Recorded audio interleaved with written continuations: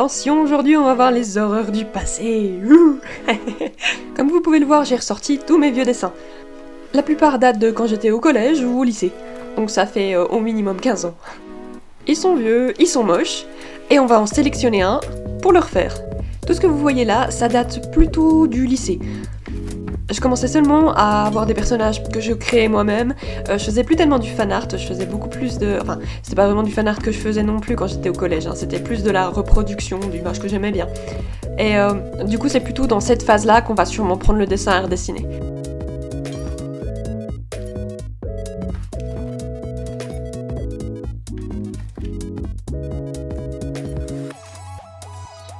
Si on regarde un peu plus dans ce classeur-là, là on est sur du collège, tout début des dessins, quand j'ai commencé à regarder des animés, à lire des mangas. J'aimais bien reproduire des couvertures de mangas que j'aimais bien, ou des screenshots aussi, je faisais ça souvent de mes animés préférés. Bon alors il y a des trucs, c'est un peu tout mélangé parce que je savais plus l'époque que c'était.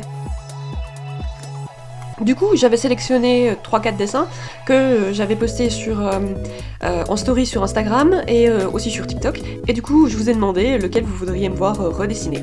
En grosse majorité, ça a été celui-là qui a été choisi. Et je comprends pourquoi.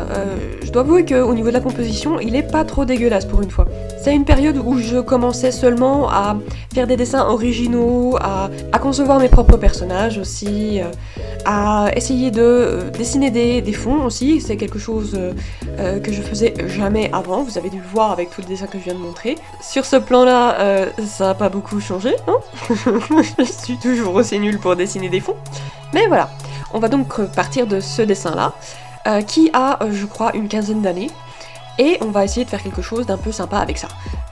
À la base, j'avais pensé à peut-être faire quelque chose sur la tablette, et puis après je me suis dit, oh, allez, on fait carrément un dessin traditionnel.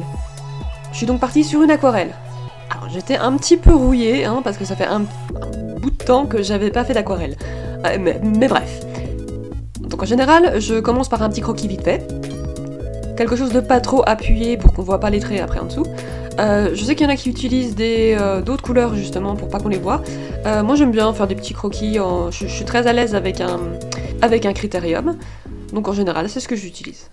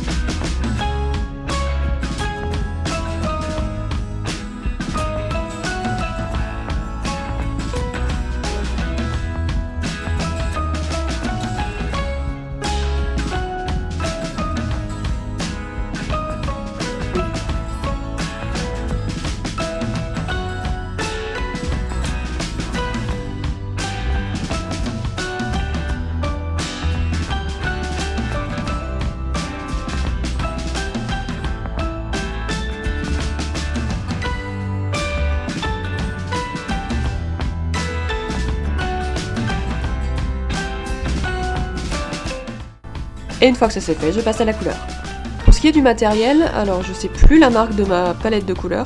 De toute façon, j'ai rajouté plein de petites canettes après au fur et à mesure, donc c'est même pas les couleurs d'origine. Mais en vrai, vous pouvez prendre n'importe quelle palette, hein, ça va très bien. Franchement, je suis pas du genre à vous dire oh il faut que vous ayez tel ou tel matériel pour le dessin. Franchement, à partir du moment où vous êtes à l'aise avec votre matériel, il convient très bien, quel que soit le prix. D'ailleurs, j'ai pas mal de trucs qui viennent d'Action aussi. Ils ont des trucs de bonne qualité. D'ailleurs, le carnet sur lequel je suis en train de dessiner, il vient d'Action.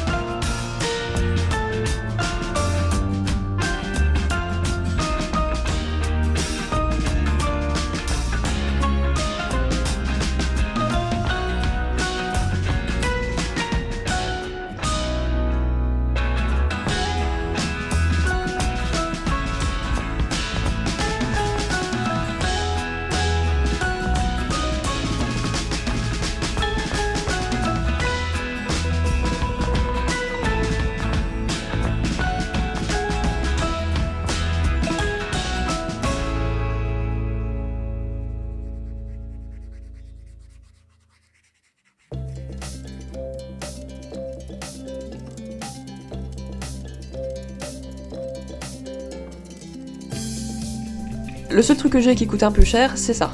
C'est de l'encre acrylique assez chère, je crois que c'était 7 € le petit pot, mais je l'ai acheté il y a, je sais plus, 4-5 ans peut-être, et il est quasiment plein toujours. C'est de la peinture dorée, très très jolie, avec qui fait un effet vraiment vraiment magnifique. Mais encore une fois, vous pouvez trouver l'équivalent chez Action, peut-être un peu moins pigmenté, mais beaucoup moins cher. J'aime bien m'en servir pour rajouter 2-3 petits accents dorés sur mes dessins. J'en mets pas beaucoup, hein, c'est juste un petit peu, juste pour que ça donne un petit peu de brillance, parce que c'est joli. Après ça, je prends ces stylos-là pour faire les contours. Celui-là spécifiquement, il est brun clair. Je l'ai acheté parce que j'aime bien faire des contours en marron clair.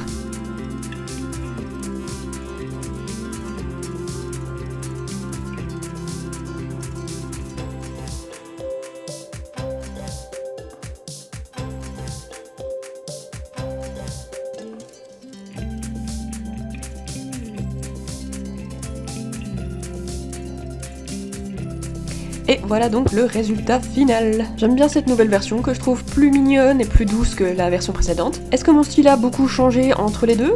Je dirais pas mal quand même. Hein. Mais bon, il faut s'y attendre hein, quand même, il y a environ 15 ans entre les deux. Enfin voilà, j'espère que cette vidéo vous aura plu. Si jamais vous en voulez d'autres dans le même style, n'hésitez pas à laisser un commentaire pour me le dire. Likez, partagez la vidéo si vous l'avez appréciée. Suivez-moi pour d'autres vidéos. Et puis à très bientôt. Bye bye!